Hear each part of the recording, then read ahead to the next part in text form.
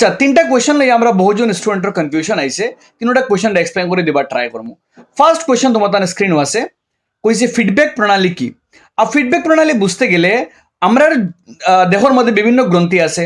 গ্রন্থি থেকে আমরা জানি হরমোন নিঃসরণ হয়। তো ফিডব্যাক প্রক্রিয়া লগি একটা প্রক্রিয়া, যে প্রক্রিয়ার মাধ্যমে আমাদের দেহ থেকে, আমাদের দেহের বিভিন্ন গ্রন্থিগুলো থেকে হরমোন নিঃসরণের সময় আর পরিমাণ কিতা হয় নিয়ন্ত্রণ হয়। মানে কতখান হরমোন নিঃসরণ হইতো আর কোন সময় নিয়ন্ত্রণ হইতো অক্টার মাত্রা কিতা হয় আমরা নিয়ন্ত্রণ হয়। উদাহরণস্বরূপ যদি আমরা কই, আমরা জানি অগ্নাশয় থাকিয়া ইনসুলিন নিঃসরণ হয়। যদি আমার রক্তের মধ্যে বেশি পরিমাণে শর্করা, বেশি পরিমাণে চিনি হয়, তখন আমরা অগ্নাশয় গ্রন্থি থেকে ইনসুলিন পরিমাণ, বেশি পরিমাণে ইনসুলিন নিঃসৃত হইব, যাতে আমরা রক্তের মধ্যে শর্করা পরিমাণ কমে।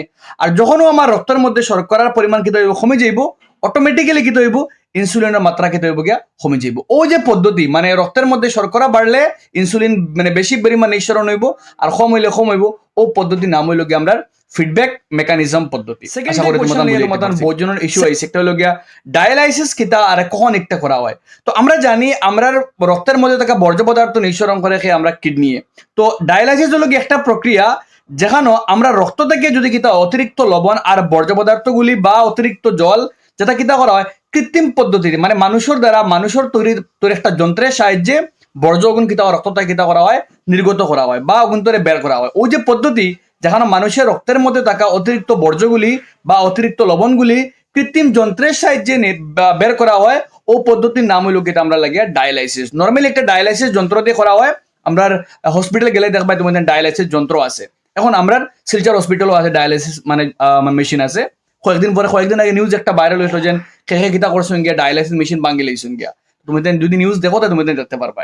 আচ্ছা, সেকেন্ড পার্ট যে কখন একটা করা হয়, কোন সময় ডায়ালাইসিস করা হয়। তো নর্মালি যখন আমরা কিডনি ফাংশনিং ঠিকঠাক করে তখন তো ডায়ালাইসিস করার দরকার নাই। যখন আমরা কিডনি স্বাভাবিকভাবে, মানে নর্মালি যখন কিডনি তার ফার্ম করে না, যখন কিডনি ব্লাড রে ফিল্টার করতে পারে না, মানে ব্লাড তাকিয়া রক্ত তাকিয়া বিশুদ্ধ মানে যেগুলো ক্ষতিকারক পদার্থ বার করতে পারে না, তখনও আমরা ডায়ালাইসিস করতে লাগে। আচ্ছা, এরপরে একটা কোয়েশ্চেন তোমার স্ক্রিনও আছে, কইছে কিতা একজন ছাত্র কিতা করছে, শ্বাস ত্যাগ করছে, আর ও শ্বাস যেগুলো ত্যাগ করছে ওগু গিয়া সুনোর জলের মধ্যে পড়ছে, আর লগে লগে সুনোর জল গুলা হয়ে গেছে। তো ইনো কোন গ্যাস এর জন্য দায়ী আর কোন ধরনের বিক্রিয়া একটা আমরা হইতাম। তো নর্মালি আমরা গ্যাস ত্যাগ করতে তো কার্বন ডাইঅক্সাইড ত্যাগ করি, আর কার্বন ডাইঅক্সাইড আর চুনের জল COH2, তো CO2 প্লাস COH2 মিলিয়া বনে CO3 প্লাস H2O, আর একটা আমরা গেছে কইতে পারবো সংযোগ বিক্রিয়া, কারণ এখানে দুইটা পদার্থ মিলিয়ে একটা পদার্থ উৎপন্ন হয়েছে যার লাগিয়া।